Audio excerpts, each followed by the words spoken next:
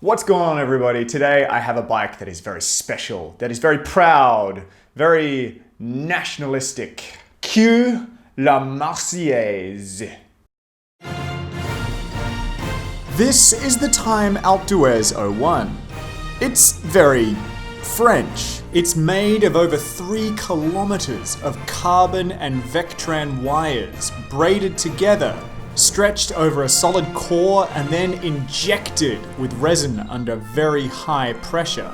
Time claims it makes completely void-free frames. And if this is all starting to sound very expensive, that's because it is very expensive. This particular frame with the optional active front fork costs 6,995 Australian dollars. Luckily though, this frame is very, very good.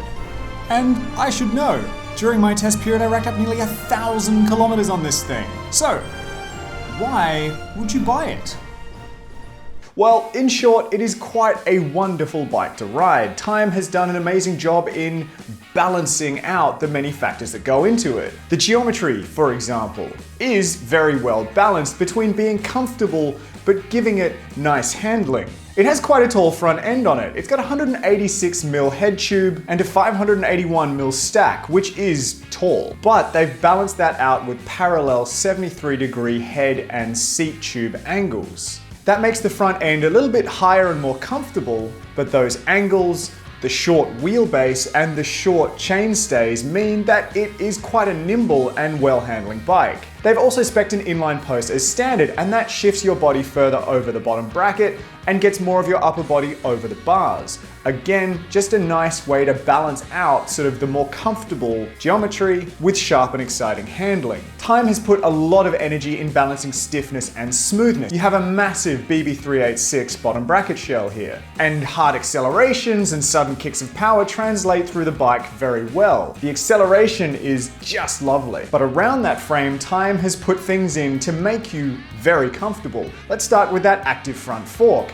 It has an elastomer in it that Time claims reduces road bars and vibrations by 30%. And you can feel the effects on the road. This is a very smooth bike up the front. Of course, it is only an elastomer, it's not a moving part, so big bumps and potholes, it doesn't really do that much. The rear end of the bike, that inline post, is very narrow and very flexy. You can feel it shifting underneath you when you're riding. Time actually called this an altitude bike, which when you add to the name Alpe d'Huez might make you think it's some climbing weight weenie dream machine. And it's not quite like that. It's made for long days in the Alps where you're climbing and then importantly where you're descending off the other side and rolling through valley floors. It's an all-rounder. And that's really where the Alpe d'Huez is at its best. It's not crazy light, it's not crazy aero, but it is very stiff and very smooth. You can ride it for a long time and still be comfortable. So based on ride quality alone, this is a superb bike, and I had an absolute ball riding it. So now it's time for the inevitable picking of the nits. Why wouldn't you want to buy it? Well, the first most obvious reason is that it's very expensive, but this is road cycling, and $7,000 is about market value for high-quality frames made in Europe. A quick search will find there's actually quite a lot in this price bracket. In the end, the Time Alpe d'Huez 01 is one of those bikes that's kind of aimed at a customer who's not really that worried about price so much. If you're in the market for a $7,000 frame, it's because you can afford a $7,000 frame. Also, there's no denying that that tall front end won't be for everyone. I quite like it, and I think it suits the general theme of the bike, but those people who like to scrape their face on their front tire are gonna need to look elsewhere.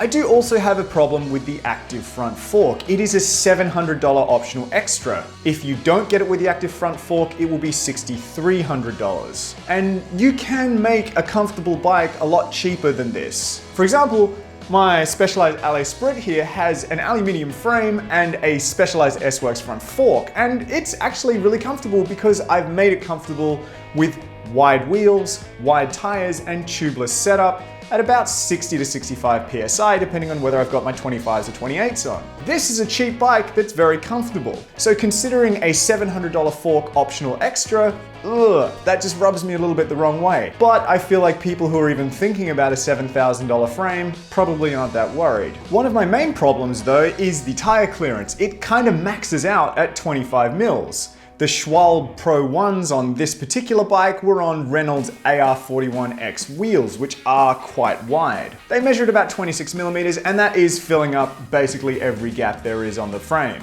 You just can't really get anything bigger in. And maxing out at 25 mils doesn't really feel like 2019. I've ridden 28s on a couple of my bikes, and I like them. I don't like feeling shut out from what is becoming a fairly normal tire size.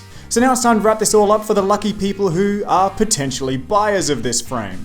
And to those buyers, I can say that this bike is excellent. It's superb. I had a wonderful time riding it. But of course, so I should. It's bloody expensive. If you are looking for an all-dayer, an all-rounder, one that is stiff and smooth and comfortable, that climbs nicely, that descends beautifully, this should be on your shortlist. For the rest of us mere mortals who do have a budget when they're buying bikes, there's plenty of things out there. And that about wraps it up. Thank you so much for joining me, guys. Hang around and check out all the other nerdy stuff I have on my channel.